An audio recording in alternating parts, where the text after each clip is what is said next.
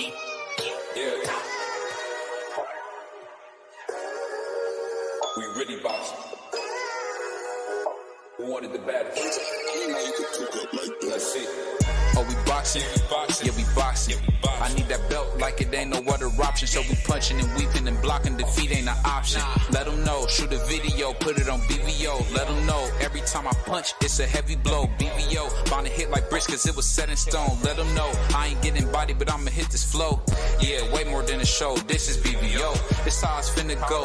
I'ma throw some jabs. Make them think my punch is weaker than I hook his ass. This the ring, not the kitchen, but I'ma cook his ass. Me and him, that's the pro versus the rookie class. All my life I had to fight, but I still love it. Me and BVO got moves that you can't steal from us. And these haters be throwing shots, but I don't feel nothing. I ain't gonna lie, shit, they alright, but we a little rougher. Step up for the title and face your rival, this ain't no little tussle. Bet I be no bird, being chicken to get your feathers ruffled. Footwork, I'm dancing around my opponent like the Cupid shuffle. Good work, bodies hit the flow, they can't move a muscle. The upside is we ain't in the streets shooting and shooting up. Catch me in the ring, sticking, moving and suited up. I know everybody can eat, but I ain't full enough. Oh, you said it's smoking some beef, I guess I'm pulling up. Oh, we boxing? Yeah, we boxing. I need that belt like it ain't no other option. So we punching and weaving and blocking. Defeat ain't an option. Let them know. Shoot a video, put it on BVO. Let them know. Every time I punch, it's a heavy blow. BVO, bound to hit like bricks cause it was set in stone. Let them know. I ain't getting body, but I'ma hit this flow. Yeah, way more than a show. This is BVO. Yo, what's up? It's your boy BBO Boxing. It's your boy D Free, aka the Oscar De La Hoya hater, aka don't give Teofimo any credit for being the best under 147. What's going on with you, brother? How you feeling? Man, you now tuned into the greatest podcast on YouTube. What's going on with you, man? Oh man, I'm excited. It's fight week, man. It's the fight we've been waiting on. This the real fight right here. Yeah, it's definitely fight week. There's a lot of great fights on this undercard, man. There's a lot of good fights on this undercard. Yeah, I'm really excited about seeing that Ramos versus Lubin fight. What about you, man? Yeah, that's an excellent fight. I'm happy that they made that the co-main event because that has the potential to be the fight of the night, depending on how Lubin come out and how Ramos comes out. That has potential to be fight of the night. It could potential to be fight of the year. Yeah, you know the funny thing about it is, a lot of people saying they want to put Lubin out the past. You agree with that sentiment about they're trying to throw Lubin to the wolves now? I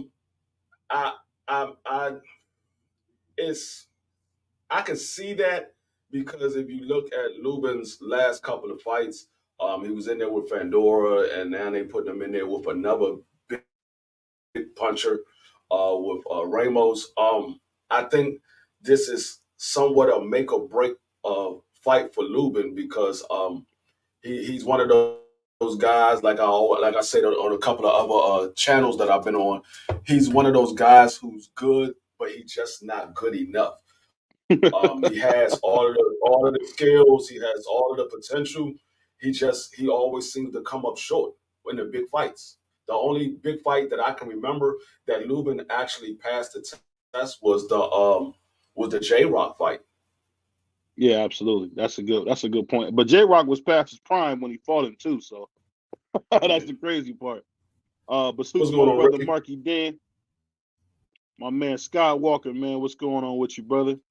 Ricky, what's going on? You said Lubin about to catch another L. Hey, you know what's funny, man? Ramos is exactly what you're looking for in a Mexican or a come forward fighter, man. He's big, tall, strong, and I'm telling you, he might beat Lubin to death, man. He really might. Right. And you know what? I hear a lot of people say that about Ramos, but if you go back and look at Ramos' fight, Ramos actually can box, dude. He gets a lot. He don't get a lot of credit for his boxing ability. He actually can box, and he knows how to cut the ring off. He knows how to set his opponents up. And I know a lot of people say he's a come forward fighter because he tends to overwhelm his opponents with the big shots, but he actually can box. Mm-hmm. I can see that, but one thing I will say, I don't know if you noticed this too. I don't know how Ramos is making 154, bro. I'll tell you that. He's a big kid. He's a big kid. I don't know how that brother like he need to be at 175. Yeah, he's a big kid.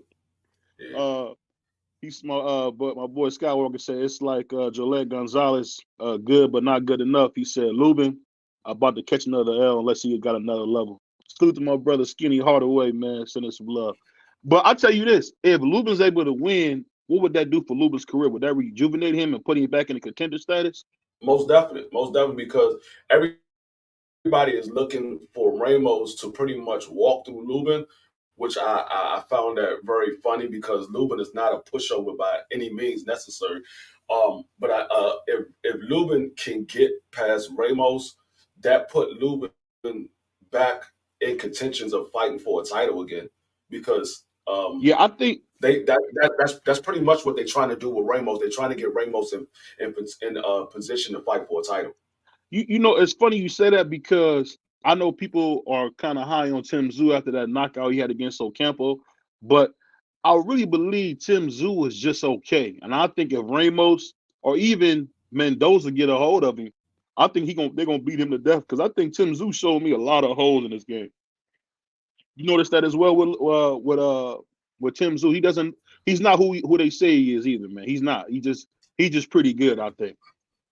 Yeah, I'm gonna say he hasn't shown me anything special just yet, and it's mainly because he hasn't been in there with anybody special. I know people say, well, he fought Tony Harrison, but we all know Tony Harrison wasn't the Tony Harrison that fought Jermell the first time. That's not the same Tony Harrison. And we also know that Tony Harrison has stamina issues, but Tim Tszyu, he looks like he can be a good fighter, but I don't know what he is because he hasn't fought anybody. Right. I mean, outside Tony Harrison, he really hasn't fought anybody. So he looked like he could be, but I'm not crowning him there. I think he's one of those fighters where a lot of people give him a lot of hype, and he really hasn't done anything. I think maybe people put a lot more on that Ocampo knockout, but to me, I'll be honest, man, I don't think he's anywhere as good as his dad was, man, because he don't seem to have that same kind of power. He don't have that same kind of power either. Because I heard that when Kazuzu hit you, man, you felt it. Yeah, he nowhere near the level of his father. And I think that's the reason why he's getting so much hype because of who his father was. But he's not that level. I don't think he makes it past Ramos. I think Ramos stops him. I think Ramos stops him early too. I don't think he make it past Ramos. I could see him probably beating a Brian Castano because Brian Castano is pretty much tailor-made for him. He likes to come forward. He don't really have no head movement. So these other guys that can actually box and got some power, I don't know if Tim Tszyu makes it past him because Tim Tszyu has lapses in his defense. He gets hit. And if you in there with somebody like a Ramos or a Jermell Charlo, you probably going to get stopped. And you know the funny thing is one of my favorite knockouts is when that boy Kazuzu hit Zab Judah. Super Judah, man. I'll never forget how fast Super Judah hopped up, man. And then he went right back down. My brother Skywalker said, yeah, Jesus Ramos is big. Ricky said, I know how to bait. He knows how to bait you into throwing something he can't make you pay for. Seth Fundora for the shot 2 rounds early. Salute to my man Marky Day. So, or is it Joey Spencer he beat up? I'm confused. Joey Spencer, I thought was good until Jesus Ramos just took him apart. I knew that Joey Spencer wasn't as good as what a lot of people were saying. It was more hype than it was skill, because he don't have no defense. He just throw big shots. He don't have no defense. If he can land the big shots, then he can possibly get you out of there. But he got in there with somebody like Jesus, who those big shots ain't gonna land. And I mean, and that's one of the fights that you could see that Jesus, he can actually box. Yeah. So I mean, you in there with somebody where you can't land those big shots, but they also can throw power. He had no problem. He had no chance in that fight. I'll tell you something funny that let me know that that's real. I was watching Chris Colbert or I don't know how these people say it all types of way, but I seen Curtis Coburn fighting a guy that was tailor made for him. He looked like Tank out there. So I think sometimes some of these guys get bought up and they're not as good as you think, man. But also another fight on there is that long expected prospect. Salute to my brother Juan. He said, but let me ask you this. Do you think that dude is gonna be good, man? That prospect we've been hearing about, 17 years old, making his professional debut on this card. You talking about the light skinned kid. You talking about Elvis Rodriguez? No, the Floyd's kid that he been talking about. Oh, you talking about Pernell. No, I'm talking about starts with a C. I can't think of his name. Sorry, everybody. I can't think of the guy's name. He's been taking pictures with Tank, the light skinned kid. Yeah, that's Pernell. His name is Pernell? Yeah. I thought it started with a C. Sorry. Oh, Carnell. I keep saying Pernell. Carnell. Yeah, Carnell. Yeah, Carnell. I don't know. I haven't seen him. I seen what he did in the amateurs, but it's the amateurs. Mm-hmm. I don't know. I really don't know. I got to see what he looked like. Because the professionals is totally different from the amateurs. Yeah. So I mean, this is definitely going to make a put eyes on him. Will he pass the test? I don't know. He's in there with somebody that's been in the ring for a while, so I don't know. We're gonna see. You know, in another fight, I don't know if you heard about this guy named Nick Ball and I think it's Isaac Dogbay. They agreed for a fight. So you think that'd be a good scrap? I like Ball a lot. I think he's a pretty good fighter. What you think about him? Dogbay, he's pretty much over the hill now. Yeah, he's finished, man. Much over the hill. So it's just a showcase fight at this point. They putting him in there with somebody that's a veteran, and if he get past him, then they know, okay, he's ready for the next test. They're using Dogbay as a gatekeeper at this point, because he's way past it. You know, it's funny. I don't know how good Nick Ball is, man, because he just be going in there like just outclassing people, man. I think, like you said, we got to see a tougher test. But back to this card with Canelo and Jermell, I want to know. I'm kind of surprised. I said Canelo kind of talking a little junk. I usually used to hear Canelo talking crazy. You notice that this time? Yeah, Canelo normally talks trash. It's the last couple of fights he hasn't been talking like that, because he was talking trash when he was talking to Caleb Plant. He was talking trash with the other guy. I forgot who the guy's name was. But it was talking about John Ryder. No, not John Ryder. It was before the Caleb Plant fight. But Canelo normally talks. It's just like the last couple of fights, I think he got humbled when he lost to Bivol, and he ain't really been talking as much.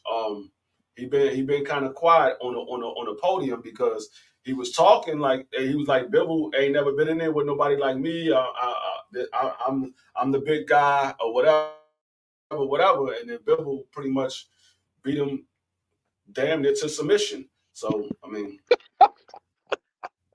I like how you talk about that, man. I wouldn't say this submission. That was you could really say that was a draw. I said damn near. That was if Bivol would have stepped on the gas, I think he would have stopped Caleb. I think he would have stopped Canelo if he would have stepped on the gas. He was scared too. Canelo he was hurt on the ropes. Yeah, I think he was still worried about the power. I think he was still worried about the power, and he didn't want to get caught with something.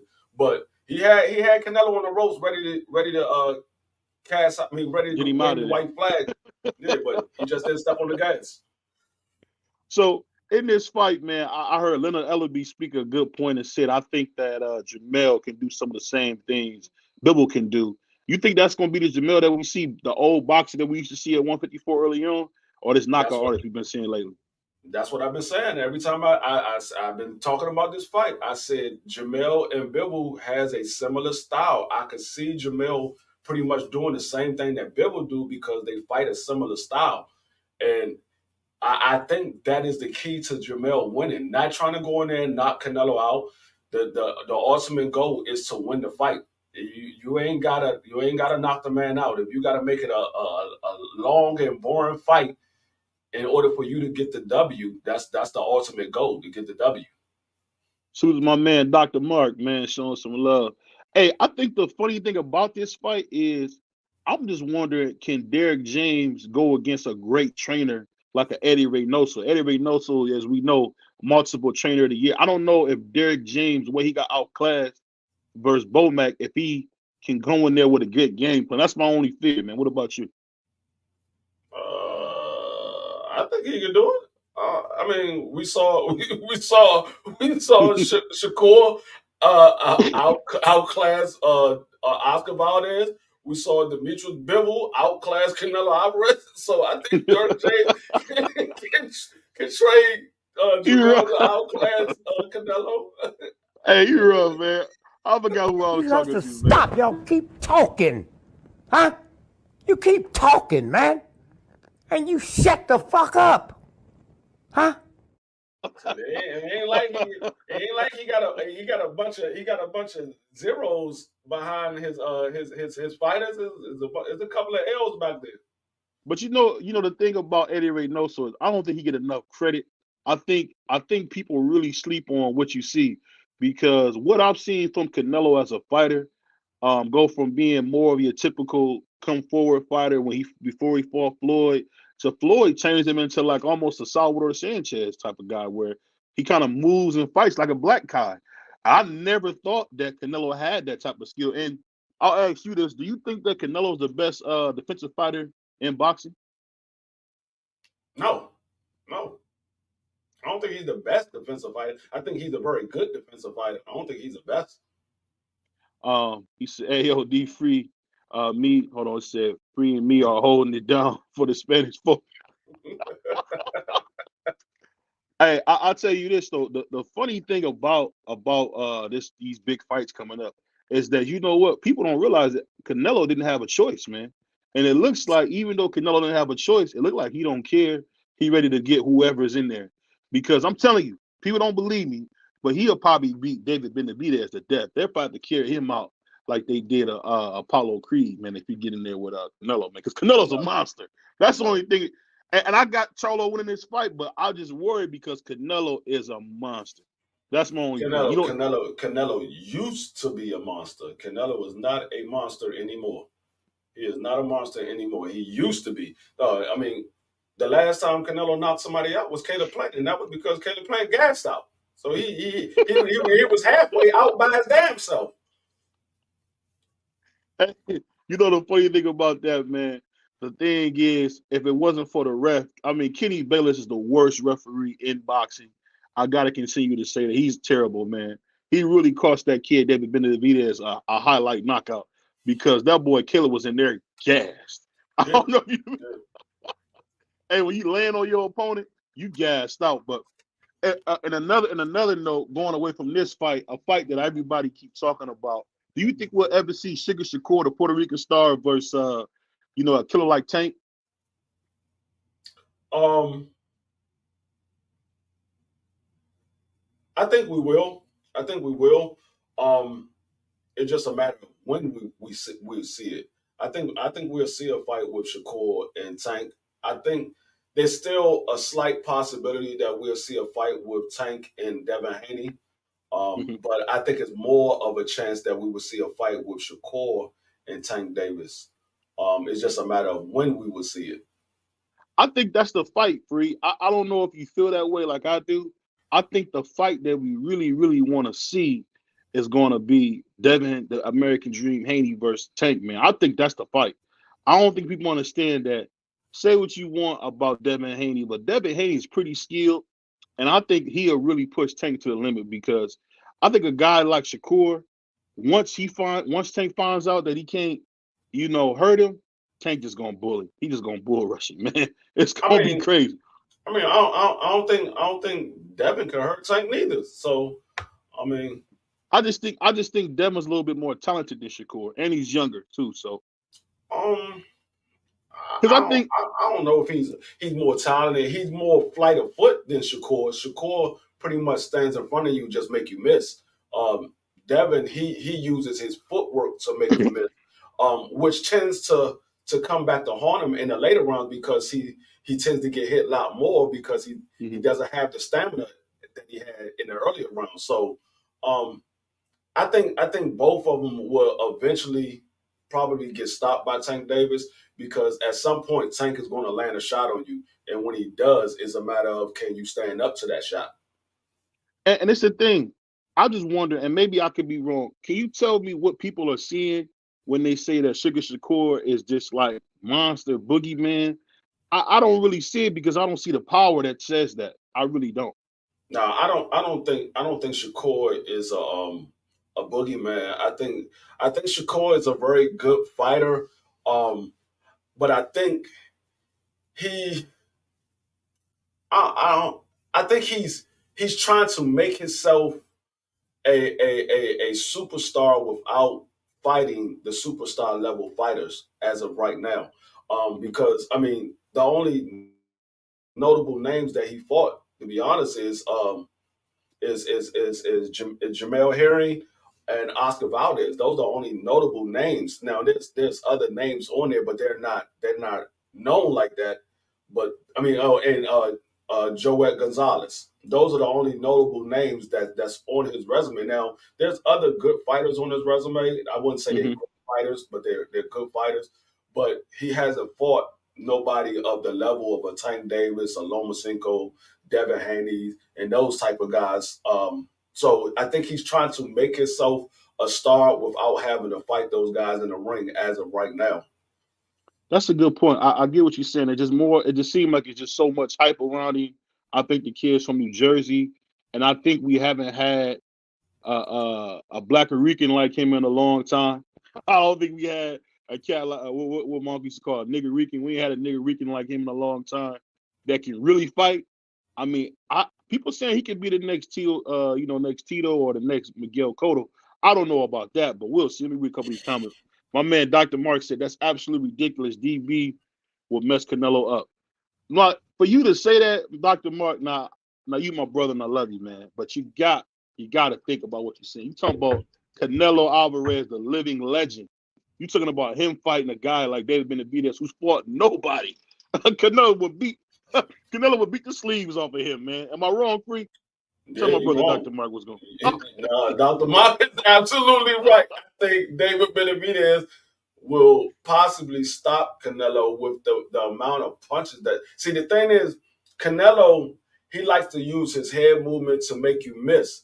David Benavidez throw nonstop punches. He don't care about missing because he's throwing so many shots. Some of them joints going to land. He's gonna miss a lot of shots, but he's gonna land a lot of shots. Free, he get hit a lot, bro. Free, he get hit a lot. He get hit a lot. Free. Yeah, he does. He does get hit a lot. But the thing is, he overwhelms his opponent, and he does have power. And after a while, when he overwhelms you, you think, okay, he's just throwing a lot of shots. They're not gonna hurt. But then he'll sneak some of those power shots in there with those other shots. So I think David Benavidez. I think Canelo knows what he has in David Benavidez. That's why he's not in a rush to get in the ring with David Benavidez because he had opportunity to get in the ring with David Benavidez. He just haven't taken them. No, he did not. This was not part of that 3-fight. This was not part of that 3-fight. No, I'm not talking about part of no 3-fight deal. He had opportunity to get in the ring with David Benavidez, and he didn't take him. You got to remember, Canelo Alvarez can fight whoever he wants to fight. Canelo Alvarez chose to go to 175 and skip over 160 when David Benavidez was the WBC champion. And then when David Benavidez lost the belt on the scale, he decided to come back down from 175 and fight Caleb Smith for that WBC title. So what we doing here, and if I'm saying this right, you penalizing Canelo Alvarez for daring to be great. That's what you're telling me. So because he wanted to see. How many times he gonna dare to be great going to 175? Because you said he was daring to be great when he went to fight Bivol. So if he already dared to be great when he went to 175 and got the WBC belt, he couldn't have been daring to be great when he fought Bivol. You got to remember. He beat a legend. He beat Sergey Kovalev. Okay, so we give him that. Okay, we give him that. He was daring to be great at that time. But when he went to fight Bivol, he wasn't daring to be great. He thought Bivol was an easy payday. Oh, here we go. He thought Bivol was an easy payday. Here we go, my brother Free talking crazy. I knew it was Hey, coming. Canelo said it out his own mouth. He said that man ain't been in the ring with nobody like me. He ain't ready for this. My brother Ricky said Shakur ain't fighting no one in the near future. Shakur will be the last fight of Tank's career. Shakur don't want to give up any leverage. Shakur is a clown when it comes to that stuff because at the end of the day, if Tank Davis want to fight you, I'll fight you. Fight him anywhere, man. You can fight him in the dressing room. Salute to my brother Willie, old school. My man Vic missing in action. My brother Vic, what's going on, brother? My man Mr. Bended Knee himself. Pause. My man Vic. You said at least Devin giving us some big name fights. That's a fact. Because say what you want, Regis Prograde is a hype job. I do agree with that. He was matched very well. Because we did see Josh Taylor absolutely obliterate him at the end of that fight. But I'll say this, man. The thing that people don't. I don't know about that. Man, you don't remember how strong he was coming on, I don't man? know. I'm not going to say that Josh Taylor absolutely obliterated daggone Regis Prograde because there was a lot of talk that Regis Prograde won that fight. There wasn't a lot of people convinced that Josh Taylor won that fight. They wanted to see the rematch because a lot of people thought that Regis won that fight. And I get what you're saying. Salute to my brother Teach, man. What do you say? Boo Boo's going to get David Benavidez out the way.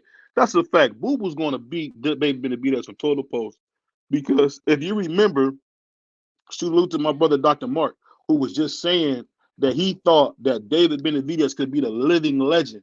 You got to remember this, Dr. Mark. You got to remember this. This is the same guy who let Caleb Plant dominate him for 6 to 7 rounds before he just gassed out. So you get in there with a guy like Demetrius Andre, a slick 6'1", 6 foot southpaw with power. It's gonna be trouble, man. It's gonna be trouble. I think Boo Boo might beat the socks off of this dude that Benavidez because he get hit too much. He's not as good as you seen. I seen him show against Andre Durrell was when he didn't start winning that fight till Durrell got cut. So I mean, we got to be honest about this dude, David Benavidez. That's another guy who's been matched very well, but he's not that good. I heard David Morrell tell him, "I'm gonna take your shoes off your feet," and this cow wouldn't even step up to the challenge. So I don't want to hear no more about David Benavidez. No, y'all do remember Boo Boo's last fight, right? He didn't look very good, but that's because it was his He first looked like fight. trash. He ain't look very good. He looked like trash. He looked like trash. I give you that. I give you that. He didn't look good. My brother said Boo Boo was not beating no goddamn David Benavidez. My brother Ricky said it's the same way. Chill out. He already been there, but you got to dare to do that. He said, I don't want. My man William said, I don't want. I don't know what fight we're watching. Regis won that fight. William, you just saying that because you like Regis. At the end of the day, and then I hate to bring this up to my brother Free because he don't like to give this guy no credit. But when you beat a guy like Josh Taylor, who unified all the belts at 140, right after Terence Crawford did, and then he fought everybody. Jose Ramirez, Regis Prograde. And Regis, to be honest with you, Regis knocked out 4 bombs in a row, and now everybody want to say he's good. And I seen Zorillo knock him down the first round. So that's the only reason why Devin Haney even took this fight. Because if Devin Haney wanted to be great, he would have called Teofimo Lopez, who we all know is a 2-time lineal champion, former unified champion at 135, who really you could probably say has the best resume at 147. I don't think there's a guy that's been better than Tio, and I think it's kind of a coward duck move that Devin would go to the route of least resistance and not fight a guy like Tio. What do you think about that, Free? Tio shouldn't have said he retired. You gotta love that. You gotta love that, bro. He said, "Tell that man to say he retired because he only got $1 million." That man chose to say he retired after he fought. And come to find out, he ended up getting more money than Josh Taylor. He got more money than Josh Taylor. Josh Taylor made $700,000, man. That's a lot of money, man. Yeah, Josh Taylor made $700,000, and Tio made $1 million. He got $300,000 more than Josh Taylor. Well, we just seen Frank Martin turn down $1 million, so $1 million a lot of money. But Tio was just a can man. You can't name a guy better. And I don't want to get on him because we got a lot of people that talk junk and say that BVO Bundini is a big fan of Tio. I'm not a fan of Tio. I just respect Floyd Mayweather type fighters, man. Guys who fight all the guys. I mean, I just respect them type of guys. You're not a fan of Tio. Nah. That brother Ricky said he's not slick, he's awkward. Tio ducked and then he ducked again. Who did Tio ever duck? I think if I remember right, I think he beat Nakatani. Then he went and stepped right. Then he stopped right and smashed Richard Coleman, and then he smashed Loma. And then he ducked Devin and went for Cambosa. He ducked Devin and went for Cambosa and got smashed. He had to go to his mandatory. He had an IBF mandatory. No, he didn't. No, he didn't. He was not. He didn't have the IBF mandatory. They never called Cambosa the mandatory. That's what that fight was. What's the word I'm looking for? It was a voluntary that they accept as the mandatory because Cambosa was in line to be the mandatory, but they never called it. They never mandated that fight. That fight wasn't mandated. Tio went ahead and took that fight. That fight was never mandated. He could have fought Devin Haney at that time because that was Tio's word. I'm going to send a contract to Devin Haney. I'm going to send one to Cambosa. Whoever signed, that's what I'm going to fight. And then Bob said, that man can't send no fucking contract. He said it like that. I love how that brother free for the 100 on 10, man. He said, salute to my brother A1 in the building. He said, Tio Doug Devin. But you got to remember this. This is the thing you forget, Ricky. Devin was the Pride champion. He wasn't the real WBC champion. Yes, he was. The owner of the belt called him the Pride champion. He was. But let me ask you this, though. Is it not true that Devin Haney got his belt emailed to him twice? No. They put the belt through email and emailed it to him twice. So I don't know how you give him that. But I'm not gonna go on him. He didn't get his belt emailed to him. well, let me ask you this though. So as we talked about the email champion, reports came out, man, about a big fight that we want to see, man. You just hear about Tyson Fury saying he'd be open to fighting Zane. How would you see that fight going?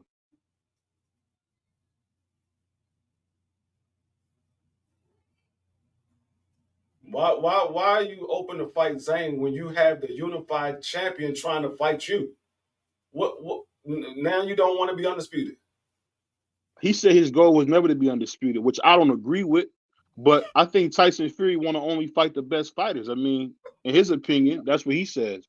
Because Tyson Fury went on this long thing. He went on this long thing. Only want to fight the best fighter, and there's a unified champion who is undefeated at that weight class that's trying to fight you. How you only want to fight the best fighter? Last time I checked, Zane is not undefeated. Zane is not even a champion. He's an intercontinental champion. But Zane ran into a monster in Herkovich, man. Herkovich is a monster. So I mean, you know, Herkovich is a step above Joe Joyce. Both of them niggas slow as hell. I give you that.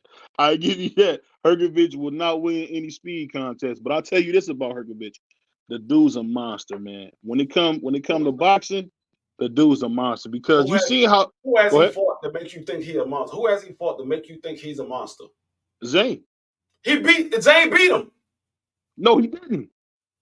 No, he got robbed, but he beat him. He didn't.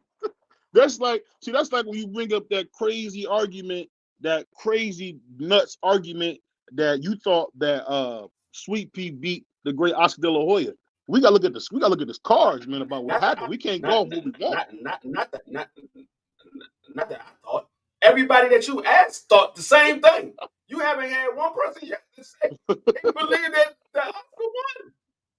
Everybody said the same thing. So it's not what I thought, it's what everybody thinks. Hey, this dude is sick. This brother he said BBO having his girl thinking he asked for grape jelly when he really asked for strawberry. This dude is sick. I don't know what that means. That sounds like some jailhouse talk, man. All I can say is this to you, my brother. All I can say is this. He's a no good, lousy son of a bitch. Hey. That's exactly what he is. That's all I can say to that, man. But I'll say this, man. The funny thing about it is when you ain't fight nobody, right? I guarantee you this. I will put $500 down that Herkovich stops Big Baby. That's how good Herkovich is. He stops Big Baby, puts him to No, he sleep, won't. out, sleep, cold. No, he won't. No, he won't. Now, I'm not gonna say Big Baby is the best heavyweight in the world. He still got some holes in his defense, and he still got some things he need to work on. But Herkovich is not on that level to beat Big Baby. He's not on that level. He gets embarrassed by Big Baby. He get embarrassed. Well, We just saw Zane outbox Herkovich. We saw Zane outbox Herkovich and won that fight, and they gave it to Herkovich. Zane won that fight. Matter of fact, have we seen Herkovich back in the ring since that fight? I haven't seen him. I haven't seen I'm him. gonna say I haven't this. heard nothing from him. I haven't heard nothing from him since that beating he got from Zane. Well, Zane, you got to remember, Zane is a tricky southpaw, man. That's a different thing. That's a different thing. My brother A1. You know what's funny? I was watching Sesame Street, man, and I seen this guy named Grover. It reminded me so much of A1. So all I can say is this, A1. I don't hate the kid. You don't? I don't hate the kid, but I just like to put him in the hospital, though. I like to send that to the ambulance. I'll say this though. I'm excited to hear Tyson Fury actually talk about fighting a boxer, because if you look at Tyson Fury in the ring, say what we want about him, he's terrific. He's a terrific fighter. We've seen him go from being real slick, real jumpy, to really just being a straight up knockout artist. But the thing I'll say is that from what I've been seeing with Zane, I think what Tyson Fury became, I think Zane always has been. He's always been a big, strong southpaw coming to get you out of there. And I honestly tell you this, I think that Zane knocks Deontay Wilder out. What do you think about that? No. You don't see that happen? I see the same thing that happened to Joe Joyce happen to Zane. He's gonna get caught with a right hook, and it's gonna be curtains. No. You talking about by Deontay Wilder? Yeah. I think Deontay Wilder might be a little bit too light in the pants, man. Pause. See to keep Zane off of him. The thing is, Zane is not the type of style. He doesn't fight this type of style like a Tyson Fury, who likes to lay on you and overwhelm you. Zane, if you watch the two fights that he fought Joe Joyce, he likes to stay on the outside. And the wrong thing to do is to stay on the outside with Deontay Wilder, who has longer arms than you and has much more power than you. That's the wrong thing to do. I see him going to sleep against Deontay Wilder. You think he got way more power than him? You sure about that? No, Deontay Wilder is the only person in heavyweight who has 43 knockouts. I get what you're saying, but he did fight some cans along the way. I mean, who has Zane fought? You got like Zane fought the best guys in the damn heavyweight division. Zane fought a bunch of bums. Zane fought Herkovich, and then he fought Joe Joyce. So he didn't fought some guys, man. Yeah, he fought Herkovich and Joe Joyce, and ain't neither one of them on the level of a Deontay Wilder. And Joe Joyce slow as hell. I'll say this, man. I think he's sleeping on him.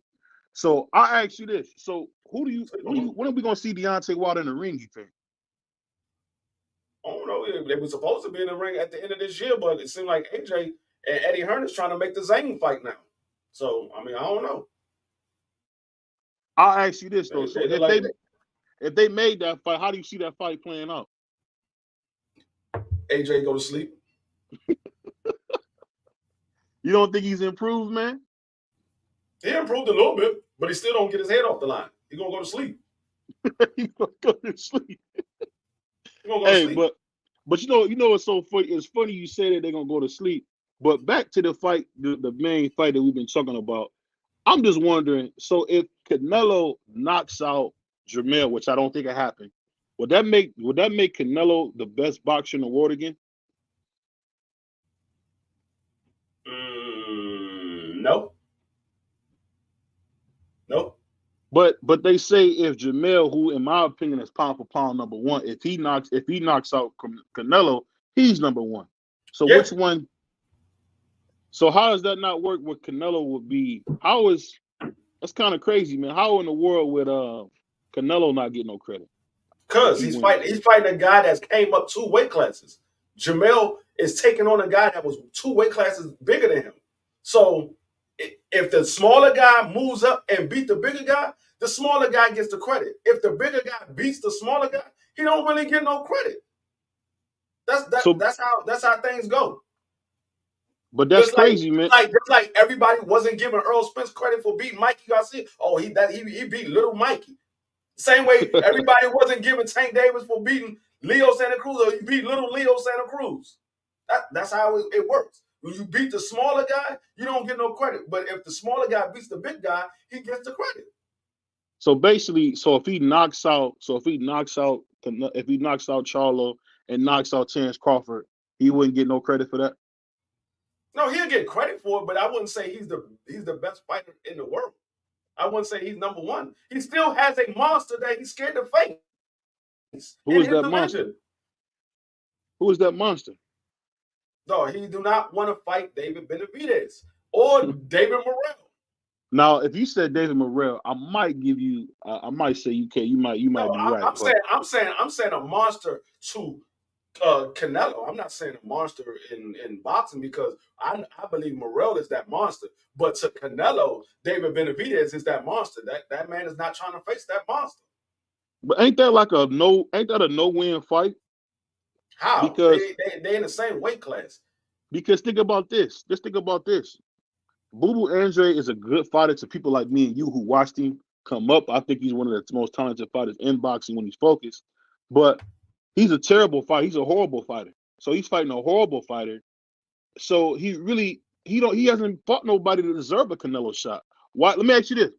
Now everybody's he's the mandatory. What do you mean? But he's the mandatory. That's the thing you miss. That's the thing you missing. That's the thing you missing. When he lost his belt on the scale the first time. No, when he lost his belt the first time to the recreational stuff, right?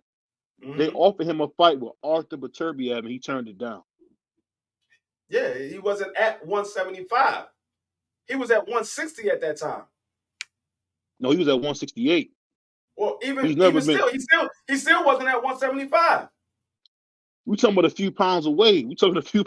Free. You moving the goalpost again. Whether it was a few pounds. I'm not moving the goalposts. I'm telling you what it was. He wasn't at 75. If he was at 75 and they offered him that fight, then yeah, I was like, okay, yeah, he ducked Beterbiev because Beterbiev was a champion. But he wasn't at 175. He was at 168. This is the thing with you, Free. You don't keep it real, man. He had a chance to fight King Arthur Beterbiev. What are you talking about? Why did he fight Arthur Beterbiev, bro? Dog, he was not at 175. He was at 168. That man didn't lose his belt on the scale at that time. He lost his belt because of the recreational. He didn't lose it because he was overweight. Now, if they would have offered him Arthur Beterbiev after he lost the belt on the scale this time, then I'm like, okay, what's the purpose of you not fighting him now? You just lost your belt on the scale. You didn't make 68. So fight at 75. But that wasn't the case. Now, if you was talking about the second time, then you had some argument. But the first time, he didn't lose it on the scale. This is the thing I'm saying, man. The guy is too big for the division, man. If he's too big for the division, he wasn't at that time. I think David Benavidez is like 5'11", man. Which in his case, David Benavidez is 6'1". He wasn't 6'1". He wasn't too big for that weight class. He didn't lose his belt on the scale. He lost his belt to some other stuff. Not on the scale. The second time he lost it on the scale. I'll say this though, man. I just can't believe the kind of like excuses you make for this guy. I'm not making no excuses. I'm telling you what the facts are. You call it excuses. I'm telling you what the facts are. Hey, let me ask you this: what did you think about that fight with Anthony Yarde? You think Anthony Yarde can win a title at 175 before he retires, or is it just out of the question? Yeah, he can make it. If he fights longer than Bivol and Beterbiev, because as long as they the champions, he ain't beating neither one of them. You don't think he can beat Bivol? No. So you think the only person that can beat Bivol is Beterbiev? Yeah. At 175 right now, yeah. So that being said, you don't see nobody getting a belt anytime soon. And Mauricio Sulaiman came out recently and let everybody know that there will be no unification. That he was stripped. They basically let it know because They were talking about, don't, he got to fight in February, but Beterbiev does. But they kind of made it clear. He made it clear on the radio that he would strip Beterbiev before he let him unify the championship. Is that bad for boxing, man? Yeah, it is in a way because these two guys want to fight for undisputed. So if you're not trying to make the undisputed fight, what's the purpose of them niggas fighting for your belt? Hey, but the funny thing about this. Let me ask you this: is boxing more corrupt now than it's ever been? I don't know because it was a lot of corruption back in the day. So I don't know if it's more corrupt now. I think it might have been more corrupt back in the day. I think it might have been more corrupt back then because we didn't have social media. We wasn't getting all the insight that we're getting now as they did. I mean, compared to back in the day. So I don't know. I mean, it could very well be as corrupt. I don't think it's more corrupt. Well, let me ask you this. So when you see a guy like Maxie Hughes get robbed of the biggest fight of his life, doesn't that change the trajectory of his career? It could.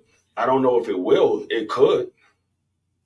I mean, because when you go in there and you beat a former undisputed champion like George Kambosos, man, you should get full credit for something like that. You don't think so?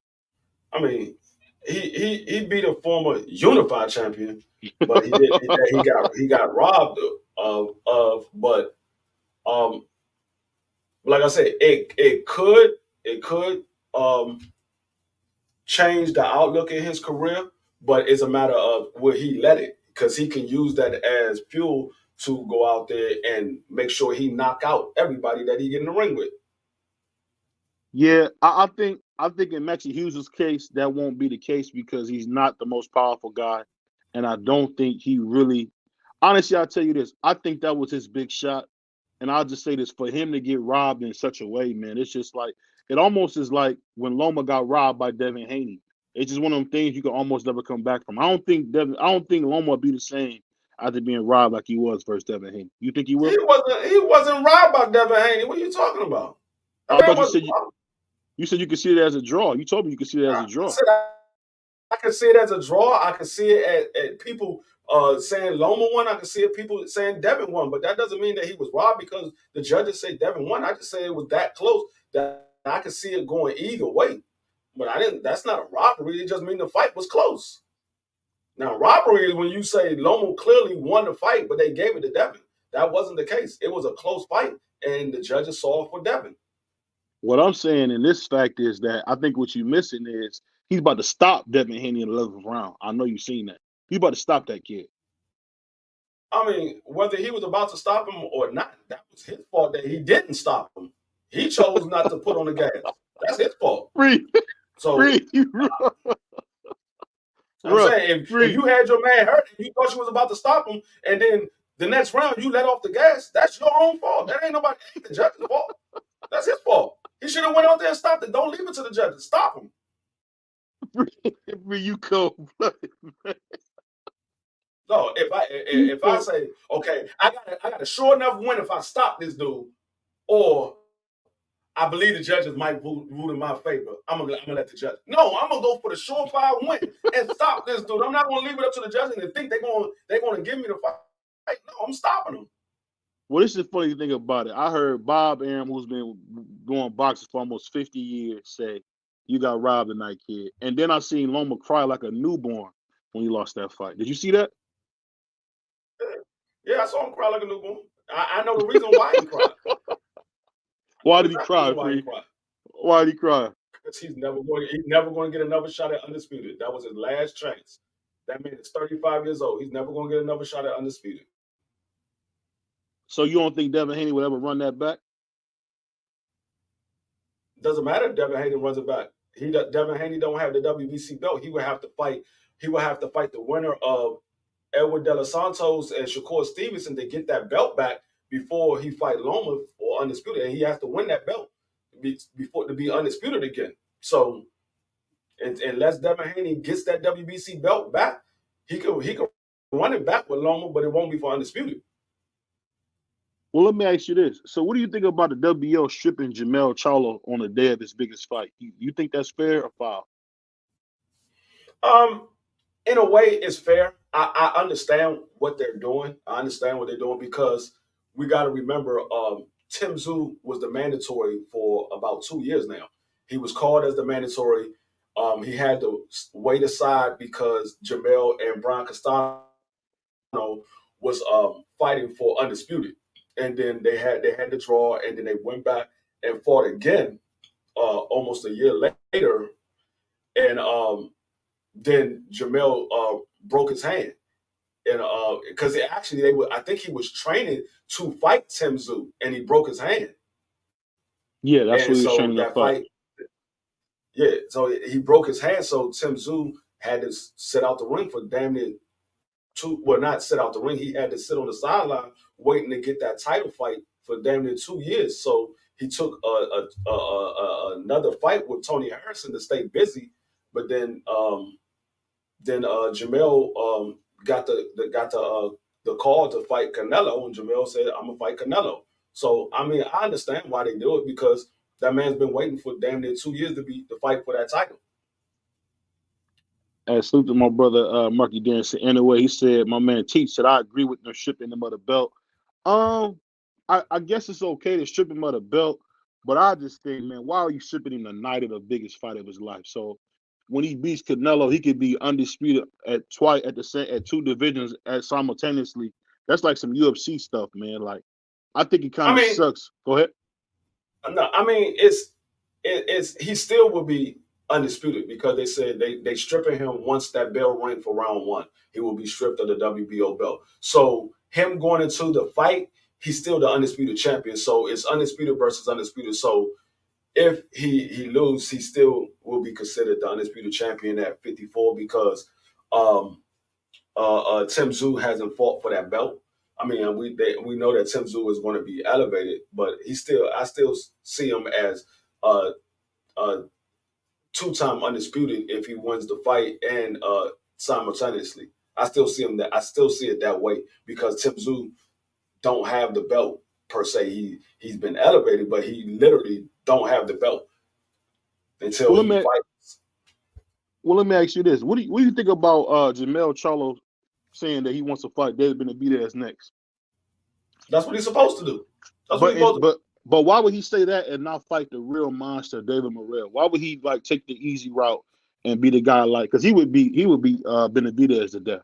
That's not the easy route. That's not the easy route because for one, the winner of Boo Boo and David Benavidez is mandated to fight the winner of Canelo versus Jermell, or they'll be stripped of the WBC title. So that's what he's supposed to do. He's supposed to fight David Benavidez, and so he's doing exactly what he's supposed to do. If David Benavidez is the winner in that fight against Boo Boo, which I believe he will be, he's supposed to fight David Benavidez next if he beats Jermell. I mean, if he beats Canelo, he's supposed to. So you saying that, I get what you're saying, but I'm just saying, are you counting out how good how good Boo Boo is? Are you counting out how good because he looked so bad that last fight? I believe for one, he had a long layoff, and that's one of the reasons why he looked so bad. And two, I just don't think he's good enough to beat David Benavidez. I mean, can I just don't think he's good enough. Who has David Benavidez fought that's got you convinced that he's just this monster? That's the part that I'm kind of confused. I never say he was a monster. I say he's a monster to Canelo. I never said he was a monster because I told you the monster is David Morrell. That's the monster. He's the monster. I never say David Benavidez is a monster. He's just a monster to Canelo. So if Canelo beats Charlo, stops David, and stops Morrell, does that make him the greatest Mexican of all time? If Canelo, you say Canelo do what?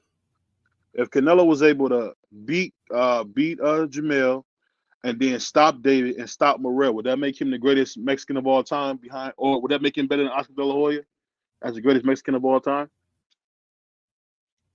Yeah. I think the funny thing is if he beats those guys, I would have to put Canelo ahead of Floyd because when you see a guy like Canelo, man, this dude took all the risk. You can't put him ahead of somebody that whooped his ass. How is that? That's like saying you putting him ahead of Bibble. Bibble whooped his ass, and that man don't want to rematch him at 68. Bibble said, "No, you ain't got to fight me at 75 because you said it was too much for you, so I'll fight you at 68." He don't want to fight him at 68. He priced himself out. You heard Bibble say he didn't want the same That deal man that ain't Canelo price. offered That him man ain't last price time. himself. That man ain't price himself out. He said, I don't want the same payday that I got for the fight when I fought you the first time because I beat you. I want more money." He didn't say what the money was. He said, "I want more money. I don't want the same payday. I beat you." Hey, salute to my brother, man, Marky Dan. Hey, you know what it is, and you said it best. You said it best, Marky Dan. I think Bibble is scared of Canelo because he might have lit a fire under this kid, and he might mess around and get knocked out. Because if you watch that fight, don't get me wrong, Bibble definitely went to work. The in and out Yo, was yeah, just do you beautiful. know It was flawless. how do you know how crazy that sounds? Do you know how crazy that sounds? You said you think What? Bibble is scared. But Bivol is the one saying, "I'm going to go to your weight class," which means he will have to drain himself down to fight at his weight class and fight him. Not that, okay, we can fight again at 75. He said, "I will go down to your weight class to fight you." He's not scared. Canelo is scared. Canelo don't want to lose his belt to Bivol. I mean, but this is the thing. He gonna lose his belt to Charlo. So is it better to lose him to Charlo, or losing to Bivol? What do you think? I mean, Because it's actually better because to lose the Bivol. It's better to lose the Bivol. It's better to lose the Bivol. Because at least you I'm got a built-in excuse. That man is a bigger fighter, and you fought somebody that was much bigger than you than to lose to a guy that just fought 2 weight classes below you. Like literally just fought 2 weight classes, and he had a 16-month layoff because he broke his hand. He'd been out of the ring for 16 months, and he just fought at 54. So you lose to Jermell is a much worse defeat than losing to Bivol. But we got to remember, man, Jermell Charlo is the most talented fighter that Derek James has ever had. So I mean, we got to keep that real as well. I mean, when we see Jermell Whether he Charlo, is or man, not. what we see, I'm telling you, man, what you're seeing with Jermell Charlo is not normal, man. This dude really went No, up to 168. I mean that's all fine and dandy, but it's still a worse defeat to lose to Jermell than it is to lose to Bivol the second time. Because, like I said, you have a built-in excuse why you lost to Bivol. That man already beat you at 175, and now he came down to 68 to fight you. Your built-in excuse is the man is a bigger fighter. He's a bigger fighter. He was a weight bully. He came down to my weight and he bullied me. You got a built-in excuse if you lose the bill. You don't have no excuse if you lose to Jermell. There's no excuse why you lost to Jermell, except for he was a better fighter than you. That's the only excuse. He's better than you. Well, Canelo always struggles with athletic guys. That's the thing that I'm trying to get you to understand. I think Jermell, Yeah. I think Jermell is so athletic. I think that's going to be the problem when it comes to Canelo. I think because to tell you the truth, man, if you look at Canelo's as a whole, I mean, I don't think we've seen a better fighter this generation of fighters, man. Whether it's Chance Crawford, whether it's Errol Spence, I don't think we've seen a better fighter, really than Canelo. Only person I could say that might give Canelo a run for his money is probably that kid Inoue, because Inoue looked like a Chinese Sugar Ray Leonard, man. So I want to say that because I mean you gotta put Terrence Crawford in that category, regardless of how we felt about that fight with Earl Spence. He's the only fighter. He's the only fighter out of those guys that you named. He's the only fighter that fought somebody that was top 5 on the pound for pound and beat him. but Canelo's done that Canelo a ain't bunch fight of nobody times. on top. Yeah, yes, Canelo he ain't did. fight nobody in the top 5 pound. Who did he fight and beat that was top 5 pound for pound? He beat Sugar Shane Mosley, who was on to pound for pound. Not, Miguel not, at, Cotto was not at that pound for time. pound Not at that before. time. Not at that time. I'm talking about at the time that he beat them. Sergey Kovalev was pound for He pound wasn't before. on the top 5 pound for pound at that time. I said at the time that Canelo beat him. Not what it was before. At the time that Canelo beat him. What about Austin I Trout? said When Austin Trout? What about Austin Trout? no. When Arthur Trout was never on a pound for pound list. You already know that. he was top 10. No, he was not. No, he wasn't. Austin Trout was a monster, dude. He looked like he Whether was he was a sorry. monster or not, he wasn't on the pound for pound. Just because he's a monster don't mean he's on the pound. David Benavidez, a lot of people believe he's a monster. He ain't on pound for pound. David Morrell is a monster. He ain't on the pound for pound. Just because you're a monster, he don't mean you're on pound for pound. Tank Davis is a monster. He ain't on the pound for pound now. Hey, so basically what you're telling me is that you're not giving Canelo his credit for all those big names on his record. I'm just saying I wouldn't say that Canelo is the best fighter of this generation because you got a guy that won undisputed in 2 weight classes. Canelo had the opportunity to do it and he chose not to do it. He could have been 3 division weight champion, undisputed. He could have won it at 54 if he would have fought those guys, and then he could have won it at 60 if he would have fought Boo Boo, and then he won it at 68. He could have been a 3 division undisputed champion, something that never happened. I think Canelo is a 5 division champion, correct? Or he is a 5 division champion. I mean, whether it's 5, 4, whether I think it is 5, but isn't that the same thing? Isn't that the same thing that what's that kid's name? Dang, I just lost his name. Marvin Hagler? Not Marvin Hagler. What's the guy? Tommy Hearns. Isn't Tommy Hearns a 5 division champion? I think he was the first 5 division champion, right? Well, I don't know. I mean, I have to go back and look. But what I'm saying is when you mention Canelo, right, Triple G was top 3. Triple G was top. They did have Triple G on there. Okay, I forgot. And see, I forgot about Triple G. Triple G, some say is better than Bernard Executioner Hopkins, and some say that he could have beat Roy Jones. I don't believe that, but some say he could have beat Roy Jones at middleweight. No, he wouldn't have beat Roy Jones. That man didn't even want to fight he didn't even want to fight Ward, so he wouldn't have beat no goddamn Roy Jones. He didn't even want to fight Ward. Yeah, Ward was a different level because I seen Ward actually beat a guy who was better than him and Carl Froch. Like he beat a guy who was better than him, and it's like he raised his level to another level, and Carl Froch couldn't reach it. Because to me, that was the best fight I ever seen Andre Ward in was with him versus Carl Froch, because that was a 50-50 fight. And if Carl Froch would have had some type of power, man, he would have got Andre out of there. What do you think about that? No. He said, I can understand BBO anyway has a lot more weight classes to go, though. Anyway has a chance to be a 6-7 division champion.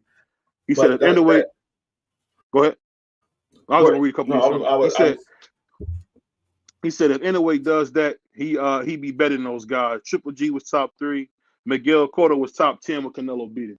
Thank you for helping me. My box historian, Marky Dan, comes through again with Miguel Cotto. And remember, Miguel Cotto was the lineal middleweight champion when Canelo fought him. So I think the Canelo disrespect has to stop, man. This kid is the greatest fighter that we've seen in this new generation.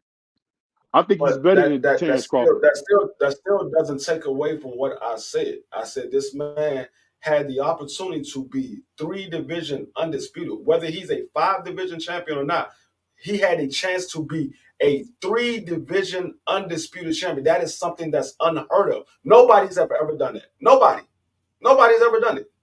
He would have been a 3 division undisputed champion. He would go down in history as one of the best fighters of all times. Being 3 division undisputed. I think you can put him. I'll put it like this. I think he's ahead of one of my favorite fighters of all time. I think he's better than James Toney because of his discipline. Not more talented, but I think his discipline has him better than James Toney. What do you think? Oh, Canelo? Yes. I mean, I can see that. And I would I'm not saying Canelo's a bad fighter. You're not saying he's a great fighter, but you're not saying he's a great fighter. That's what I'm trying to get. Why are you not saying he's not? I'm saying there's an argument to have Terrence Crawford in that conversation as the greatest fighter of this generation. There's an argument for that. That man is 2-time undisputed. I mean, it's argument for that. But he beat Errol Spence. I mean, that's his best fight. Who was Errol Spence, man? Errol Spence isn't better than what's the guy's name that he beat? He's not better than Sergey Kovalev. He's not better than Sugar Shane Mosley. I'm not comparing Errol Spence to none of that. I'm talking I'm comparing his best win. That's what I'm saying. His best win Canelo's best win. I mean, yeah, Canelo got a lot of great wins. He got a lot of great wins. I'm not taking that from him at all. And Now, I'll ask my Canelo has the best resume in the sport of boxing. He has the best resume in the sport of boxing, but that doesn't mean that he's the best fighter in the sport of boxing. He has the best resume. This is a question I asked to my man in the chat, Marky Dan. Marky Dan, what would you say? What would you say that Canelo has been in boxing? Because I know Marky Dan go back to the doggone 30s with it. You really can't. I can't. You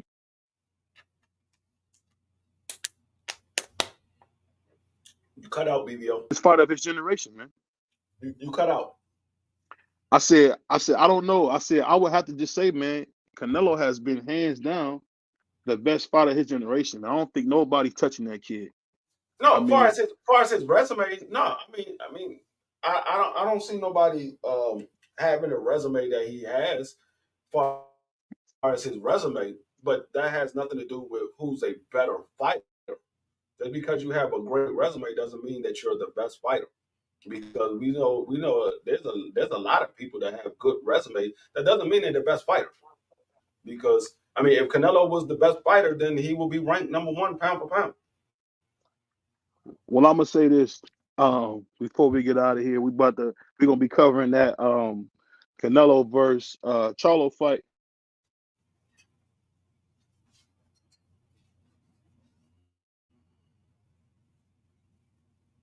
300 subscribers away from becoming 2,000. So as soon as we do that, we're giving away and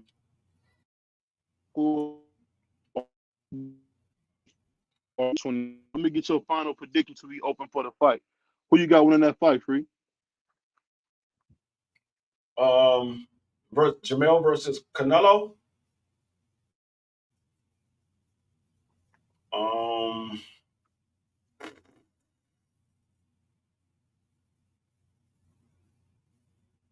I'm gonna go with my heart say Jermell. I want Jermell to win, but my first mind believed that Canelo was going to win. I want Jermell to win, but my mind say that Canelo's going to win. It's a 50-50 fight. Like I said, I got to see how Jermell looks at 168, and if Canelo looks anything like he looked his last 3 fights, I don't think he has a chance with Jermell. I don't think he has a chance of beating Jermell if he look anything like the last 3 fights. BBO dropped off. Oh, there you go. Okay, I don't know what happened. Yeah. But what I was saying, my heart says Jermell, but my mind says Canelo. But I just don't know. It's a 50-50 fight because I don't know what Jermell is going to look like at 168. And if Canelo looks anything like he looked in the last 3 fights, he don't have a chance with Jermell. I'll say this, man. That's a great point. He said if Canelo beats Mel, that bumps him up a bit for sure. And salute to my man Marky Dan, speaking the truth, said I agree. For this generation, he's the most accomplished. It's a 50-50 fight. Yeah. I would say this. I would say that once Jermell beats Canelo, I hope that he gets his credit. Because for him to step up, that's some Roberto Duran type stuff. And I hope he gets his credit. No, he's going to get his credit. He's going to get his credit because for the simple fact, he moved up 2 weight classes and he beat Canelo. A lot of people still got Canelo as one of the best fighters in the world. So he moved up and he 2 weight classes and he beat Canelo, especially if it's in dramatic fashion. He's going to get his credit. Whether people want to give it to him or not, he's going to get it. I'm gonna say this. This fight reminds me of Amanda Nunes when she fought Ronda Rousey, and I say that because I know how much Jermell looks up to Canelo. You can see it in the press conference. He looks up to him, and if he could beat his hero, man, that'd be huge, man. My man said, actually, let me logically say 60-40 Canelo. Mel has been inactive, and he's moving up. Canelo has been inactive. and he's been at the weight class. 40% is still a chance. Can't count Mel out. But we're going to get out of here. I don't know if y'all heard me, but we're only 300 subscribers away from being at 2,000. Me and my brother D Free, we giving away a PS5. So if once we get there, I'm gonna do a drawing. We're gonna come up with something. We're gonna give away. You get Madden 2K24, or you'll get NBA 24, whatever. You get whatever the new game is. My bad. And it's gonna come with 2 controllers.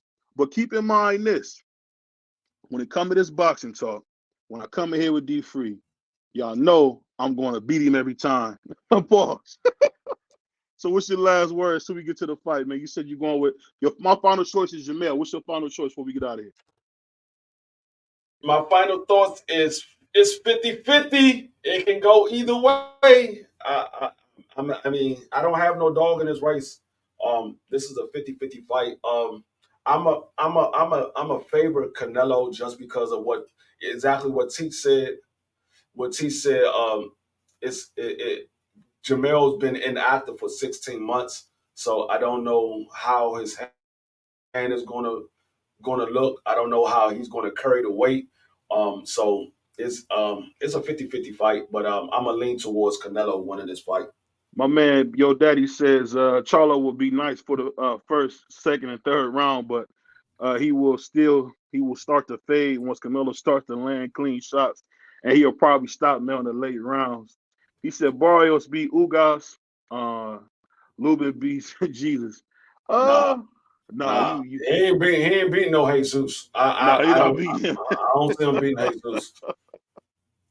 Hey. Barrios maybe.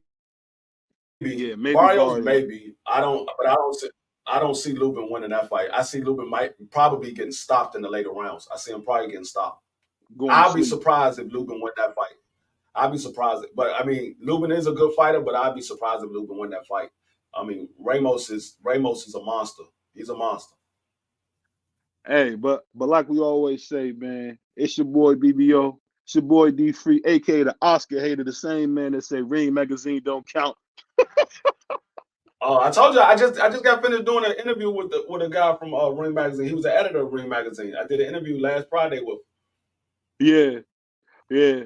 But that being said, we're gonna be back Saturday. We might come back Friday if we want to. We're gonna come back Friday to give our little, pep for the fight, because it's about to be a big fight, y'all. That's gonna be the last big fight of the year, man. So we gotta enjoy it.